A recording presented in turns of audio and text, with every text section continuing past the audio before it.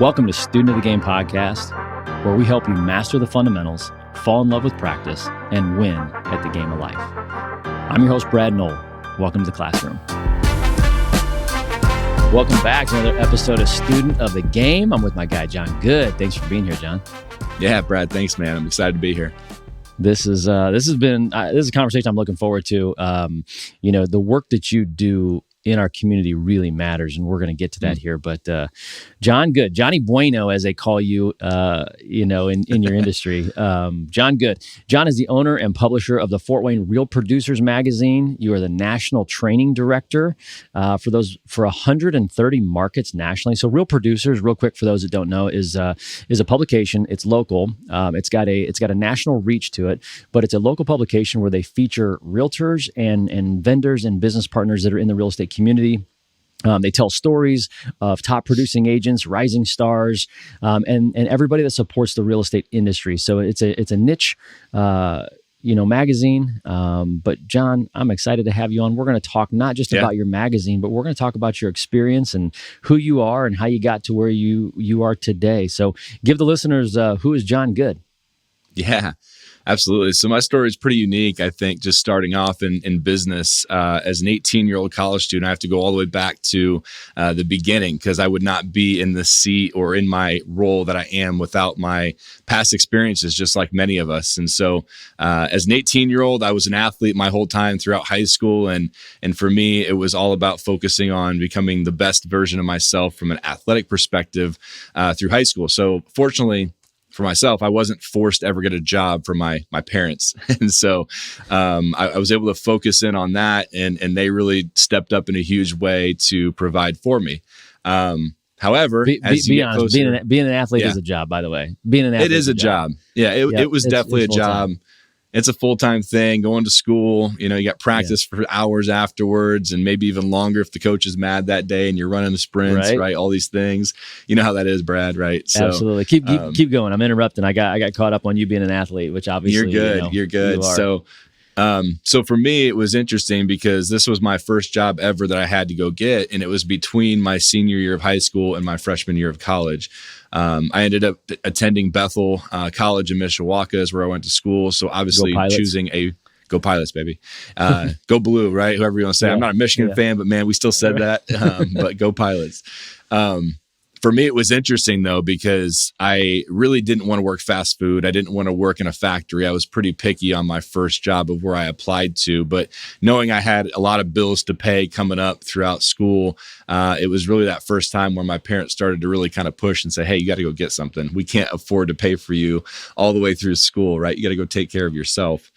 And what happened was I applied to places like Lowe's and Menards and a few different opportunities, and just nothing came back. Didn't get any calls. And one day got a random call from a company that is called Vector Marketing. Some of you might know that name. And I had no idea what the call was about. All I heard as they were breaking up on the phone was South Bend, 45 minutes. Can you be here for an interview? And I heard $15 per appointment. And at that time, that was 2010. And as an 18-year-old, I'm like, that's pretty good money. That sounds something, I'm intrigued by that. And so I sped over to Fort Wayne or over to South Bend and ended up walking into a place where there's knives laying everywhere. And I about walked out of the door. And you can imagine how that was. I'm like, what is this? Like, what am I walking into right now? And lo and behold, it was Cutco cutlery, if you guys are familiar with that. And amazing cutlery, by the way. It's the best. I got some cuts to prove it. They are sharp. I've got some scars for a long time that will be with me through my Cutco years. As a student of the game, I'm a shameless plug. As a student of the game right now, I will say pre-Cutco, didn't know the difference. Now that we have Cutco, I won't cut my steak with any other knife. They're the real deal. Yeah. If all of our steak knives are dirty, I'm going to clean one just so that I can cut my steak. They're amazing. Yeah. They're the real deal. So being pretty naive as an 18-year-old, I listened to their pitch on why I should potentially want to work here. And I bought in hard, like really hard. And I said, why not? Why can't I do this? And looking back on this, just a little funny plug that I'll always share is my parents, even when I was like 5, 6 years old, always said, you should be a salesperson, because I was always trying to sell them on what we should have for dinner, where we should go for fun. That was me. And so full circle moment for me jumping into this as an 18-year-old. And long story short, I did really, really well with Cutco for my first summer. I basically sold to my church the first summer that I was a partner of the Cutco experience. Yeah. And looking back, Brad, I know a lot of those people probably bought because they loved me and they liked my family, and they didn't buy because of the knives being that good, or so they thought. All right. What happened after that, though, was, years and years went by and people would consistently rave about how awesome this stuff was. And they were so grateful that I sold it to them because of how much they loved it. So really, my business entrepreneurship started there without me really knowing it. And I think as an 18-year-old, I didn't realize at that time that I was a business owner in that way. I looked at it as a job. And it took me a couple of years to understand that this is really my business. I get to choose when I work. I have to learn how to prospect. I have to learn how to call when I don't want to, and show up consistently. And what was that moment? I want to interrupt. Yeah, what was that moment when you're like, okay, this is a business now? Like, because I have this conversation a lot with people, and for me, it has a lot to do with tracking. Like, I think a lot of salespeople and a lot of people say that they have a business because they have a database, but when you don't track and you don't run it like a true business, like you just have a list of relationships. So, what was it for you, John? It was that light switch that said, I have a business. So you hit it spot on. I was pretty terrible at organization at that point. And even when I got referrals from people, I would just have, written sheets of just lists of people on my desk or at college. And, my organization was really bad. And it took a lot of going to conferences and learning from people who had done this before me and who are running and doing Cutco full time as a career. That eye-opening kind of message that I heard at one of the conferences was really where it just, propelled me to say, this is my own business. Like, I've got to clean this stuff up. We got to have a system. We got to create some things. We've got to, make sure we have enough leads in the pipeline to prospect and then go meet on a regular basis. And so, it only took maybe a year or so for me to really kind of come to that conclusion. Because it only took me about a year also, Brad, to really understand that I wanted to do this, for a pretty long time. I loved it. I absolutely loved the opportunity. The amount of money I could make as a college student was amazing. Just the opportunity for growth in different ways. So your parents are excited about your success. Yeah, they were. It took them a little bit, obviously jumping into a role that is selling, knives, coming home and telling someone that's what you're going to do for your summer job. You're going to get some weird looks from family members, which definitely was the case. What do you do? They were always. Let me show you how to cut this watermelon. Yeah, let me just show you it real quick. Let me just carry a bunch of knives into people's homes. Right, these are what we did all the time. So they definitely were supportive the whole time, but it was really after that first summer where they saw, the money that I made and the opportunity that I had to really do this around school and be flexible and not have to go in a 9 to 5 on a weekend to work. That was really what propelled me there. And so as I started to see success with Cutco, my trajectory in college actually changed a little bit because of my experience here. And so like most college students, I don't think many people know exactly what they want to do going into college. And I was in that boat. I knew I liked math. I liked numbers. I liked creating things. And so I'm like, oh, engineering, that would make sense. Let's go for that. And part of my reason I went to Bethel was they had a cool opportunity with Notre Dame to basically attend Bethel for 3 years, go to Notre Dame for 2 years. And so I was really intrigued by that initially. Well, it's funny how the Lord works, right, Brad, in different scenarios and situations. And when doors open, some close and vice versa. And it was about 2 years into my endeavor at Bethel that I had done really well with Cutco already. I just knew that I was being called to business ownership, entrepreneurship. I loved it. And I was hating my classes more and more with the numbers and all of these types of things. So for me, I started really just focusing in on that and growing my business throughout college for Cutco. And why this ties into what I do now is because, once again, doors open and opportunities present themselves, I believe, when you step into it with a step of faith. And when you take that step of faith, it's amazing what can happen in your life and in your business. And 2015 was a life-changing year for me. This was a year after college. And so I was living at home with my parents for that year and just doing Cutco full-time as I figured out my next steps. And I was always intrigued within Cutco of their closing gift division. And Brad, what we did with the closing gifts was with agents, with lenders, with business owners, we would then take the knife and we would engrave it with their logo, their name, their phone number. And as you have already alluded to, the knife is something that never goes bad. It's guaranteed forever. And imagine having your name in front of your client every single day when they pick up their knife 3 to 5 times per day. So that top of mind awareness, that is what we focused on. And so I saw the opportunity to really grow my business in Cutco during those years. And I wanted to get into that realm of the business. And once again, a door opened up that I had to take a step of faith to enter. And I got a call one day from my good friend Remington, who was also a top Cutco rep in Indiana. He was living in Indianapolis at the time. And his call would forever change my life and the trajectory of what I do. And his call basically said, "Hey, Jon, I've got this crazy idea for a real estate magazine. I don't have time to do my Cutco business and also launch this new endeavor that I want to go after. Would you move to Indy and maintain my clients for Cutco, and then you could build your own business within this closing gift division?" And it was funny at the time. I was involved with my church up north. I loved what was going on there with friendships and all these different things. And so I basically asked my parents for advice, like, what would you do? And I was actually surprised by their answer and that they said, "You need to go." And It wasn't because they were wanting me out of the house. Yeah, you don't have to get out of here.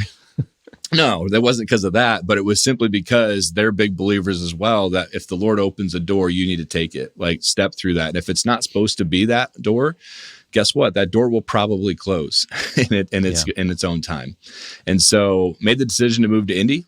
And that's where everything kind of changed in my business trajectory, and that I was able to watch what is now Real Producers start from the very, very beginning, where he was asking questions to all the agents and the vendors and trying to pick their brain on what would be a valuable asset to that community. And he created it. And long story short, I maintained his business for about 4 years in Indianapolis. And then the opportunity opened up for me to move up north, back closer to home, to Fort Wayne, where we are now, to ramp up and launch what is now Fort Wayne Real Producers. And that was been in 2017 is when that was. So, wow. So real quick, I'll stop there for now because that's the beginning part of the story. That's amazing because this is not a real estate podcast, by the way, but there's a lot of realtors all over the country that listen to this. So my friends that are realtors out there, thank you for listening and supporting this. You may not have heard the backstory to Real Producers, but you just heard the unedited, unfiltered version of how Real Producers got started, and it was through Cutco. So that's a crazy relationship, right? We say relationships win. We're going to keep saying this on the pod today. Relationships win, and in the game of life, relationships win. And this is just another example, Jon, how one relationship took you on a path, and then little did you know, you're years into it, now you're on a new path. So, okay, Real Producers, the national publication for realtors, for top producing agents all over the country. And now you are the owner and publisher in Fort Wayne. Mm-hmm. Yep. And now you're training other owners and publishers all over the country. Yeah. Tell people a little bit about Real Producers, for those that don't know. What is that magazine, and tell us about how that got started. Yeah, absolutely. I'll expand on this a little bit because the backstory, what you guys just heard, and kind of who it was started by is one part of it. But the most important piece is to understand why this business was started. And I think as an entrepreneur, that's what most businesses are, is they saw a problem in something and then they wanted to solve that problem or create something to solve it. And so in the case of Real Producers, it solves a pretty big issue that we saw as Cutco reps in real estate. And so if you are in real estate, or even if you're not, you probably know how the game of real estate works, and that everything is pretty much a pay-to-play model in order to try and reach these agents. And so as Cutco reps and trying to reach these realtors, that was our daily grind every single week, was just meet and get in front of as many realtors as we possibly could. And so to do that, Brad, we would do everything from sponsoring team meetings and bringing in breakfast or lunch, and we'd speak for 3 or 5 minutes in return. That would be our return for that in front of their team meeting. We would go to board events, association things, golf outings, bowling tournaments. If Remax or Keller Williams or a big company was hosting a convention, we'd set up a table there, almost like a home and garden show style. And all that is pay, right? We have to pay to be in those rooms.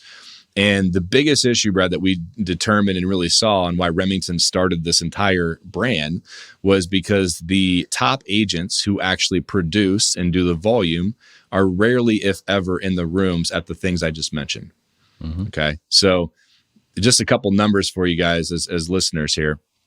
Across any type of market, if you're looking at real estate specifically, you can take the amount of agents that are in that market, and the bottom 20% will probably sell 0 or 1 home a year. So in Fort Wayne, there's around 2,000 licensed agents here. The bottom 500 did zero or 1 transaction last year in 2025 for the whole year. Okay. And by the way, put a pin in that. It actually costs you money to have a license. So for the average listener that doesn't know real estate, it costs us probably about $2,000 to $2,500 a year to maintain all of our licenses, continuing education, MLS fees. Like there's expenses that are wrapped into just having a license. So 500 people are upside down in their business. Right. Yeah. And they might just have it because they might close a deal every once in a while for a family member, or they want it for a referral or whatever, But the struggle that we always tell what businesses actually have a hard time doing is it's not meeting agents. I jokingly tell my business partners that if you want to meet agents, just go to a coffee shop and have some guts and ask if there's any realtors in the room. And there's probably going to be 5 hands that shoot up. There's an abundance of realtors across every city in the nation. The struggle most businesses actually have is identifying who is producing. That's the first problem. And then secondly is, once you know who's producing, how do I get a meeting, a coffee, an opportunity to sit down with these people, to build a relationship with them, to connect? And so Real Producers is essentially a connection ecosystem for just the top producers that Brad mentioned already. So in all of our markets across the country, in our big cities, the magazine is something that's earned by the top 500 real producing agents. So the top producing agents in that market. The unique thing about our model, Brad, is that nothing is pay to play for the realtor themselves. There's not a single thing in regards to the feature or receiving the magazine that they pay for. It's basically a trophy or a badge of honor, essentially, is how people see it. And that is because of our amazing vendors who support the publication, who partner with us, who have advertising, who attend our events that we put on. And that goes for, lenders, title companies, inspectors, insurance, HVAC, plumbers. I could go on and on. Really, any business that wants to work with a real estate agent is a good partner opportunity for us. The final thing I'll say on this is that we are very exclusive. And Brad, I know you know that, and I know it's something we resonate a lot on or relate to in both of our businesses, is that we don't just partner with any business that comes to us. We vet people. We make sure that they are the best of the best, because that is who we are working with from an agent side.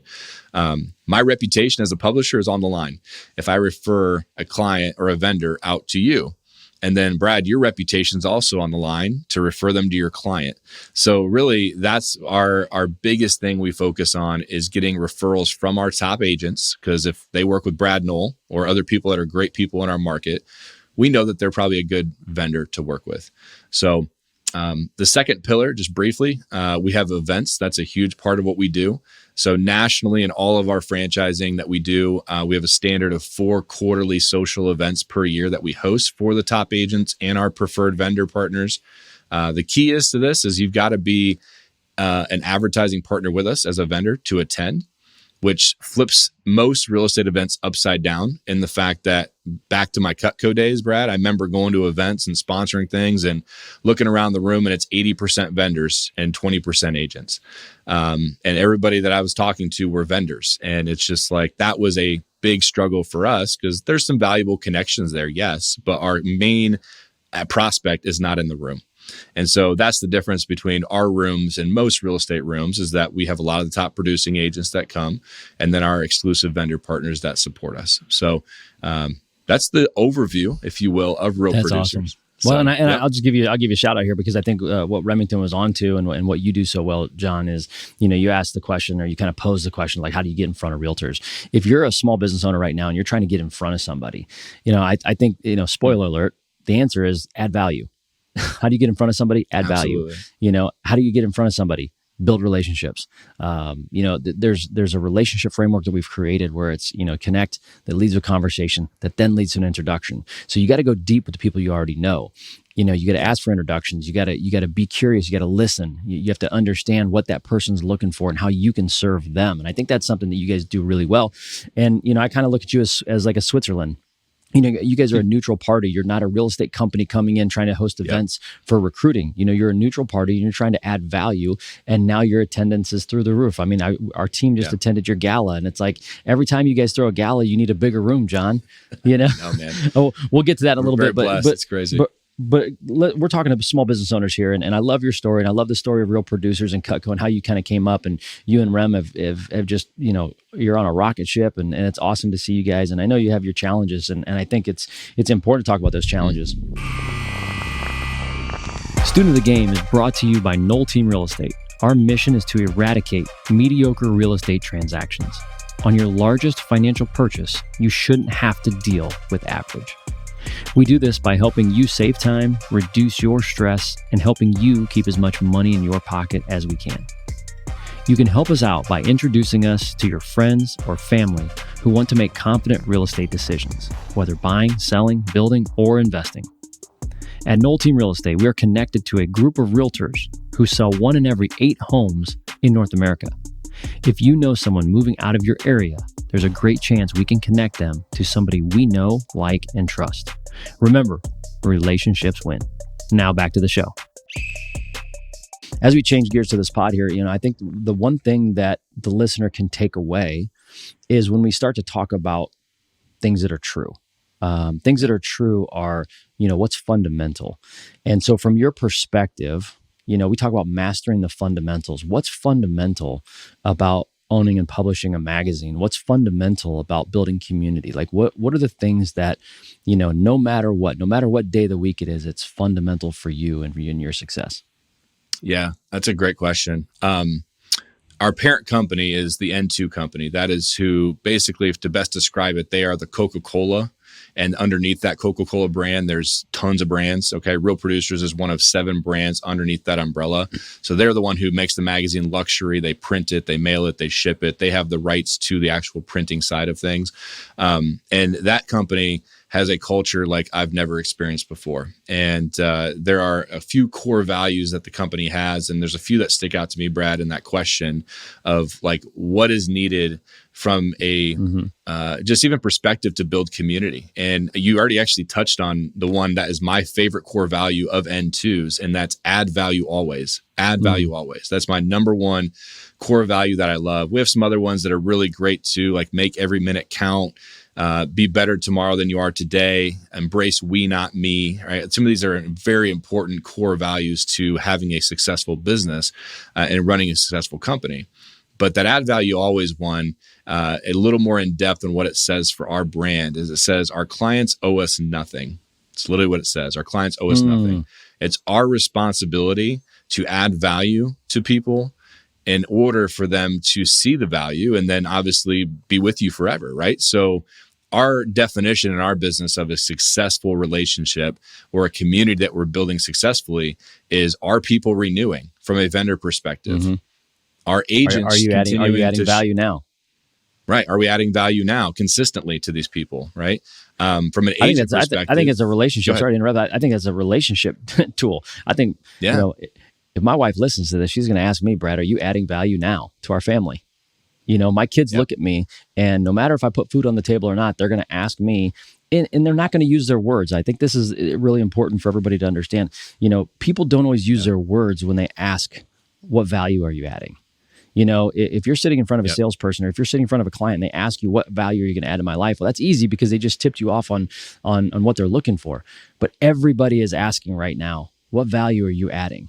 And I think if you can approach every relationship you have, whether it's a aging parent or whether it's your kids, whether it's your spouse or your partner or your employees or your staff or your team, how can I add value today? How can I add value right now?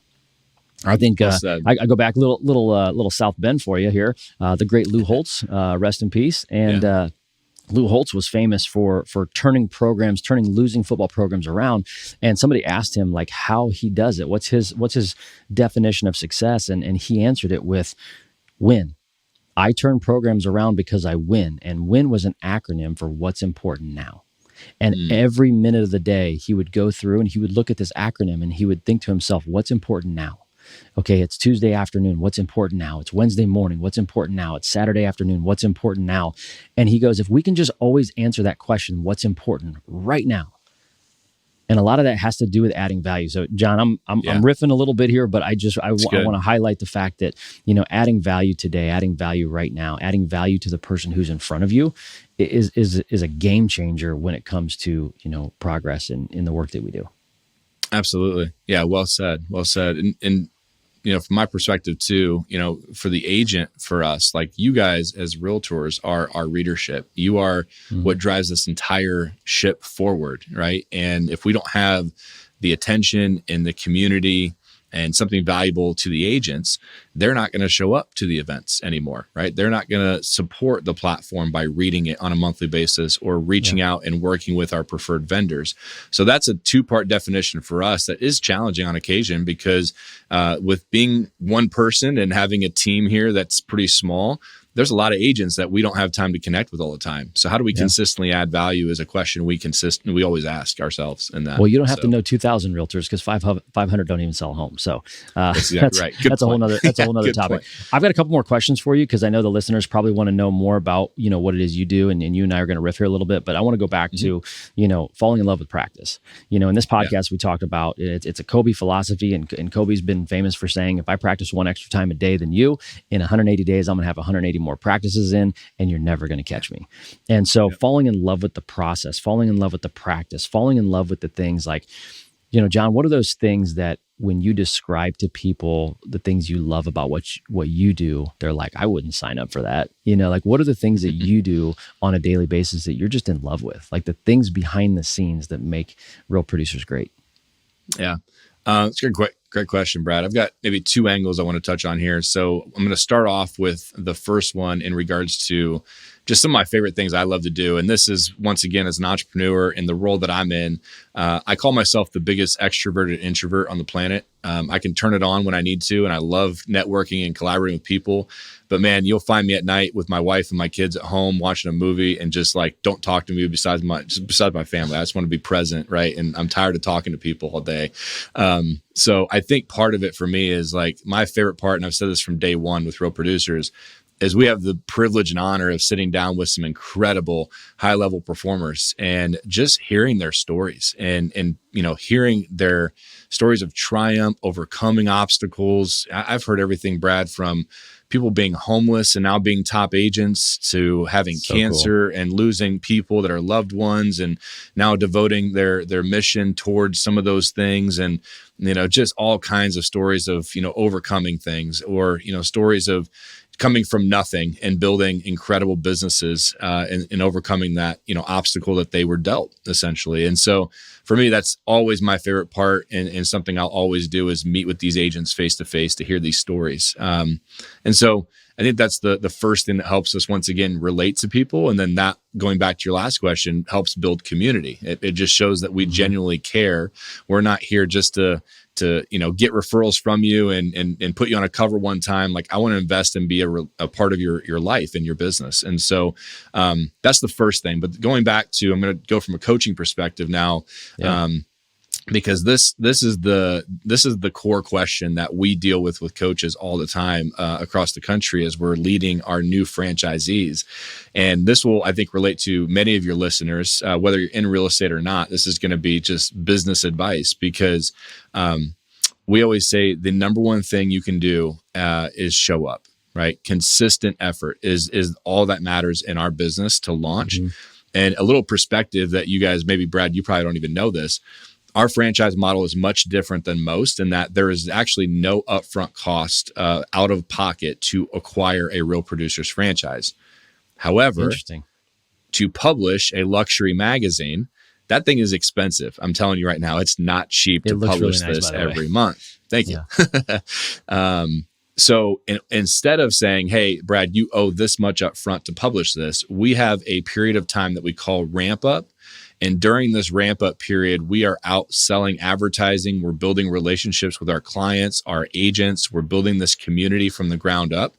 And at some point in that process, that person who's launching Real Producers will have sold enough advertising to cover all of their costs. So eventually we're like, congratulations, we're going to send you to print. Like, we're in a profit now, which is great. That on average, Brad, for your listeners and for you, takes 4 months on average to complete. No So way. we're talking about people working for free for crazy. 4 months, essentially, right? So it's sweat equity. It's sweat equity. It's amazing because you don't have to pay a $500,000 franchise fee and then buy a brick and mortar and build that. So there is that pro to it. But the struggle for most people in our ramp up is just having enough resources for a 4 to maybe even 6 months. Because what happens if it doesn't take 4? What if it takes longer? Which, by the way, happens a lot, everybody, in our business. I gotta throw myself under the bus. Go ahead. Little quick story. When you said that, like, it just triggered a core memory of mine in real estate. When I got into real estate, John, I got into real estate because my grandfather did it for 55 years. And I just asked him, I'm like, hey, I wanted to learn 3 things. I want to learn investing, sales, and real estate. And I just thought the quickest way to get there was to get into real estate. I called my grandfather and I said, hey, what do you think about me getting into real estate? He goes, I think you'd be great.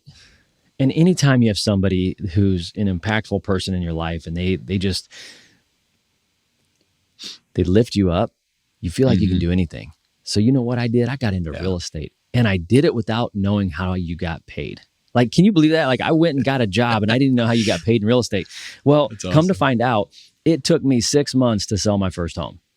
So if you're a realtor out there listening right now and you're kind of on the struggle bus and you're selling, 1 home a month and you want to do better, like, it took me 6 months to sell my first home. I didn't know how you got paid. I remember my wife coming to me saying, like, what do you do every day? Are you like hanging out with your college buddies? Are you actually going to work? Do you have a job? Like, she was, my sugar mama and asking what I was doing. So that's interesting. Now I want to kind of change the lens here a little bit because I think this is really important. John, you're a perfect guest for Student of the Game. Every guest that we've had is a perfect guest because a couple things, right? Your story, your journey has had its ups and downs. But the thing that I want to talk about right now is how your main focus with Real Producers is to study success. If I'm a new realtor, this is a hot take real quick. If I'm a brand new realtor and I don't know where to go, in any market in the country, I'm going to go to the owner and publisher of the Real Producer magazine, and I'm going to say, everybody's story. Mm-hmm. Give me 3 names for me to go sit down and talk to people on where I would be a good fit. Like your model. Have you ever read Think and Grow Rich? I have not. I need to. It's Napoleon Hill. Napoleon Hill. So you remind me of the modern day Napoleon Hill. Napoleon Hill is somebody who wanted to go to Andrew Carnegie, one of the most wealthiest people in the world. He went to Andrew Carnegie and he said, hey, would you mentor me? And Andrew Carnegie said, I will not mentor you, but I'll give you my Rolodex of people that I know. And people like the Fords, the Edisons, the Schwabs. He studied these people for 20 years. And what Napoleon Hill did is he interviewed hundreds of high performers, and then he wrote a book about it, on how to be a high performer. And you remind me of the modern day Napoleon Hill who studies successful people and could probably write the book on how to be a successful realtor right now. Is that fair to say? Oh, yeah. It's definitely fair to say. We've gotten questions like that before, Brad, by the way. People asking, like, who would you recommend? We get that from agents calling us, asking for vendor connections. Same thing, right? So I do it all the time. Every time we have a business mixer, I call John. I say, hey, send me your best vendors because we're having a business mixer and I want to know great people. And some great people. And there's proximity, right? Like, you say you go to coffee shops, you meet with realtors, you meet with vendors. There's proximity. Like you're actually out being proactive. These are all things that, if you don't, I'll go back to falling in love with the practice. If you're somebody who doesn't like to hear other people's story, this probably isn't a good job for you. This is not a good career move. When you have to hear other people's story, I have to imagine hearing other people's story, John, is part of what you love about this. 100%. Yeah.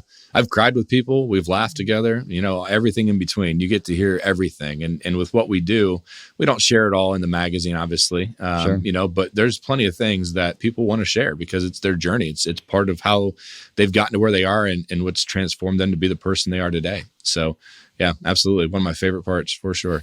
Well, one of the core principles of Napoleon Hill's Think and Grow Rich is the power of the mastermind. He talks about that in the book, and it's the power of the mastermind. All these successful people, they would mastermind, and they would get together with other people because what do we say? Iron sharpens iron. That's a core fundamental belief is when you're around people that are like-minded, that can, maybe even they're not like-minded, but they've got that growth mentality, iron sharpens iron. You get better around other people. And what you're doing, that power of the mastermind is something that when you're bringing agents together, helping them grow, you're helping them sharpen the saw. I think it was Abe Lincoln that said, if I had 8 hours to cut down a tree, I'd spend 7 hours sharpening the saw. Sharpen the axe. So talk a little bit about what you've learned from the realtors in this market. Like, what do you think, if you were speaking to realtors in general, which you're not, but if you were, what makes a realtor successsucul? Out of all the stories you've heard, what makes a realtor successful? Yep. Salespeople, just put salesperson in there. Yeah. Sales in general. Yeah. Anything business related at all. I think there's two things that stick out. Number one, I think people who are super successful and at that level have figured out ways to remove themselves as much as they can from just the low income producing activities, right? The delegation of things, the systemization of stuff. AI is a huge help now with a lot of things. Obviously, it's brand new, really, to the industry and to the world, but it can be an awesome tool for us. But then I want to go a little bit deeper because I think the biggest thing that I see is everybody's created and born differently, Brad. Some people are built for a 9-to-5 job, and there's nothing wrong with that. That's totally okay. Other people want to create something and be an entrepreneur and have their time and control their income. But what we see a lot, at least with real producers, to answer your question, is people come in with all different backgrounds. And there's usually a struggle, whether they've owned a business prior or if they've just had a 9-to-5. And that struggle for a business owner who's ran a business prior to real producers is forgetting and letting go of the things they already know. Because with what we do, it's totally different. There's going to be a learning curve to what we do. So we always say, follow our program. And we say that all the time because it works. We've stepped on every landmine in 10 years.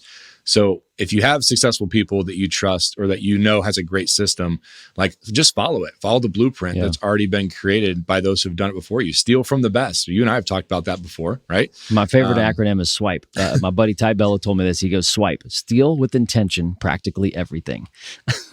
Steal with intention, practically everything. So like give credit where credit's due. Like, hey, I got this SWIPE. I got this acronym from Ty Bello. That's my guy. Shout out Ty. But you give credit where credit's due, but then swipe it. Steal with integrity, practically everything. And before we hopped on this call, John, I was telling you about, our story and how we've grown and the success we've had is, I've modeled my business off of other people. Like I look at law firms and they specialize. Mm-hmm. If I need real estate help, if I need, family help, family law, if I need business mergers and acquisitions, if I need, tax law. I mean, there's so many different avenues in becoming and specializing in the law that in real estate, I thought, man, I bet we could adopt the same principle. So there's principles and fundamentals that are tried and true. The strategies and tactics will change.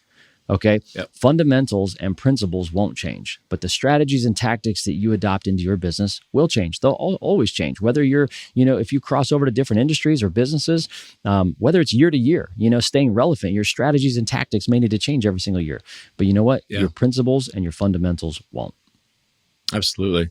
And so for us, when you're looking at the people that had, businesses prior, that's the struggle that they come into. But on the flip side, those who are brand new to running a business, or maybe you're on the call and you're listening to the podcast here and you're thinking about starting your own business, the biggest struggle we see for people in that boat coming into it is you don't have a boss telling you what to do anymore, right? And when you look at the daily grind for us, and I think for every entrepreneur, no matter what you're doing, if you're a real estate agent, if you're a lender, if you're anything in real estate at all, or if you're running your own, dog grooming business out of your basement, right? It doesn't matter what you're doing. The activity is the king of everything and everything you do. So you got to figure out what activity needs to be done on a daily basis that's going to get me one step closer to making a sale or making, that. And I think so many business owners, Brad, focus too many times on the wrong things. Instead of like, as a business owner, you're a salesperson. Like, we've got to draw revenue first, and then the rest of the stuff can support us around that. Brad, have you heard of the integrity gap before? Tell me about it. So the integrity gap basically Hopefully not talking about me. No, definitely not. But the integrity gap states it's the gap between what you say you're going to do and what you actually do. So I'll say that again. It's the gap between what you say you're going to do versus what you're actually doing. Oh, that's so good. That's so good. And as entrepreneurs, right? As entrepreneurs, as business owners, this is the struggle for most people as they're launching something, as they're growing their business, is they don't take enough action. And maybe they set a goal out every week and they're like, my goal is to do 15 appointments a week, which is our standard for ramp up. We need to be at 15 a week to be successful, to stay on track, to reach your goals, to help you have your whys be conquered, right? And if we fall behind in that, which happens all the time, how do we get back on the horse and get back to what we said we're going to do, right? We've held ourselves accountable to this. And so I think this is a full tangent, right? But as we look at your first question of like, what's a common factor between these high level performers? I'll tell you right now, I think number one is they've found a good way to minimize that gap. They found a good way through that, through systems, they take action. They take massive action. Absolutely. That I think there's a couple things you're speaking to me. I mean, there's some profile, there's some personality traits that people have. I think this industry and I think the entrepreneurial mindset attracts free spirits. People that don't want to be told what to do. Probably they're not really. I don't know if I'm gainfully employed. I don't know if I'm employable. Like, I don't know if I would be a good employee. I don't like anybody telling me what to do. But you got to take action. I think this industry attracts a lot of these free spirits that don't want to be told what to do. They have this mindset that there's this unlimited flexibility, this unlimited income potential. They get into real estate because there's unlimited income and unlimited flexibility. And what they realize is, if there's no ceiling on your income, then there's also no floor. Like, you can go to zero pretty quick. So if you can go as high up as possible, you can also go as low as possible. And I think that's 100%. Something to talk about too, is, it comes back to your point. You got to take action, massive action. You got to take action. You got to be consistent with it. I always tell our team, if you want consistent sales, you have to have consistent activity. Your sales, your results that you're looking for, there will be a trend line and it will follow the activity that you take. So love that point. I think that's practical for anybody that's out there. I think if you're trying to, rebuild a relationship, it takes consistent activity. We talked about that earlier. So after being around so many high achievers, I have a personal question for you. We talk about, mastering the fundamentals. We talk about falling in love with practice. And we also talk about winning at the game of life. And we believe on this podcast that relationships win. And everybody is entitled to have their own definition of winning at the game of life. I've got two questions that are very similar. One, Jon, I want to know, what does winning at the game of life look like for you? And a second question, as competitive as I'm sure you are, former athlete, you're entrepreneur. Yeah. Is it also hard to have your own definition of winning when you're around so many successful people? That's a great question. I'll start with the first one because for me, it's a pretty easy answer. My faith is huge to me. And so, winning at the game of life for my wife and I together right now is raising our two boys in a godly home, right? Helping them find the Lord someday and leading them in that way, right? That's the number one thing that I would base success on in a fulfilling life for me and my wife, right? But looking at a business perspective and to kind of answer your second question, I've found over the years that if you give, you'll always receive in return. And especially when you give with a heart that's not intending to get something back, right? If you just give out of the kindness of your heart to people's relationships, helping them connect, helping them grow in their business. Brad, my favorite question to ask anybody I sit down with is like, number one, what are some goals that you have coming up right now? Like what's on your plate? What for the next 6 months, what's your goal? Next year, what's your biggest goal you're trying to accomplish? Once someone answers that, the second question I naturally ask is, what areas of opportunity do you have right now in your business? Like, I don't like negative language, but where are you struggling? You know, where do you need help at right now? And then finding a place to connect someone to that person, whether it's me or someone else, right? Yeah. I can play that connector and give into people's lives and their business. And for me, that's a huge part of like looking at a fulfillment for my life and our business model and everything that we do is I love being that middleman connector and just having great people. As you've said well before, you know, relationships are how we win in this business. And ultimately, it's how we win in life in general. Take business out of it. We're not meant to do life on our own. We need people. And so for me, if we can help connect people in that way, that is for me one of my biggest joys in what I do and really our life goal. So. Wow. I love it. I love the definition of winning. I love it. It's I don't know if you heard what I heard, but Jon, your answer was very principled centered. You know, we're all a work in progress, but something tells me you've done a lot of work on yourself. You know, you're a humble guy. You've had a lot of success, but the reason you've had that success is because, you know, you serve others. That's the reason why you're on this podcast is you've been a student of the game and you're just trying to continue to give more than you receive. And I appreciate that. As we wrap up, you know, a lot of times these kids these days, my kids be like, Dad, give this man his flowers, give that lady her flowers. And it just means like send them the accolades, give them the appreciation, right? It's their time to shine. Give this person their flowers. When it comes to relationships in your life, like who's gotten you to where you are today? Who's somebody you want to send some flowers to today? Man, it's a good question. I feel like I need to list a few here because there's so many that have poured into that, you know, but just a couple at the top of my mind, easily my wife, number one. I tell people all the time, and I truly mean this, she has a way harder job at home with my 2-year-old and my 5-year-old than I do in my business. So her job infinitely is harder than mine, but that makes me available to do what I love and to do what I do to support our family, right? So kudos and flowers to her every single day of the week and what shout she puts Marissa. Up with. And shout out Marisha. Oh, man, Marissa is the best. You outkicked your coverage on that one, buddy. Yeah. Oh, no doubt I did. No doubt.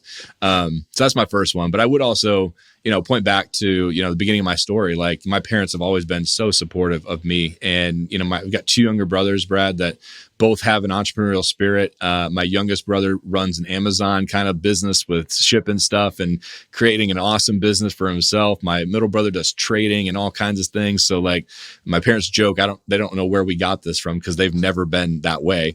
And it scares them to know what I do. And they're like, oh my word, I could never do this. Right. Yeah. But kudos to them, even though we've thought differently than them growing up. And even nowadays, they've been the most supportive people ever in my entire life that I've ever met. So shout out to them. And then business related, I have to give it to Remington on this one. I mean, you know, once again, it's cool how God puts people in your life at the right time. And looking back at my journey and my story, I would not be sitting here on this podcast in the role that I'm in, you know, and really doing what I love wholeheartedly if it wasn't for him, you know, calling me that day in 2015 and offering that door to be opened. And it's so cool.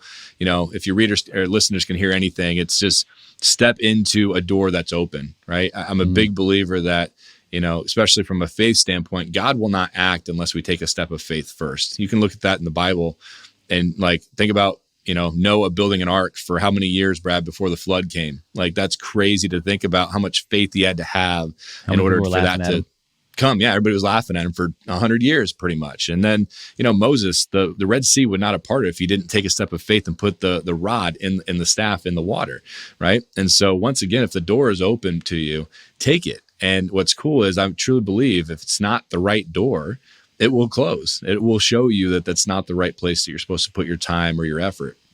But man, taking some risk is obviously a big part of being a business owner, right, Brad? Yeah. You know, especially with what we did of launching something that it's a concept. When I brought this here, it's something where we didn't get paid for 4 months, right, to ramp it up, or maybe 5 or 6 if it takes longer.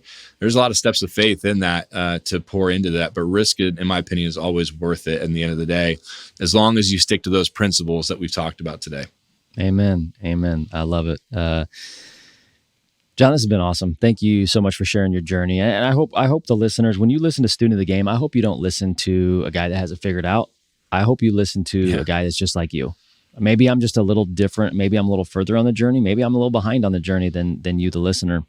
And I'm bringing guests on that are the exact same way. You know, Jon, you talked today, about taking risks. I've got some things on my plate right now that I need to decide if we want to take that risk. I got some things on my plate right now that there's some gaps and there's some challenges. I got some things on my plate right now that I have great intentions that maybe I haven't taken action like I should. And today, this is, if there's one listener and it's me today, this is a great reminder for me. So if you're out there listening and you're thinking to yourself like, man, these two guys have it figured out. Like, we're literally just sharing. We're sharing, in the middle of the game. Yeah, in the middle of the game. And we're just here to remind you that relationships win.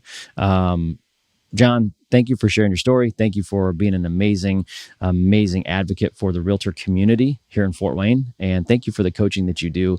I don't think the real estate community would be where it's at without Jon Good. I'm going to say this too. This is a shameless plug for the real estate industry. And Jon, I'm going to give you your flowers here. There's a stat that says 85% of all homes are co-brokered. Okay. There's a lot of realtors right now that are trying to figure out how to sell more homes. They're doing TikToks and they're doing video and they're doing creative video and they're using AI and they're using all of these gimmicks, which are all great. And I'm not taking away any of that. But fundamentals, if this is a podcast talking about fundamentals, what's fundamental about selling real estate? There has been a stat for over 2 decades that says 85% of homes that are sold are co-brokered, meaning one person's representing the buyer, one person's representing the seller. Yep. It would be in every realtor's best interest to make friends with your competition, to make friends with partners in your same industry.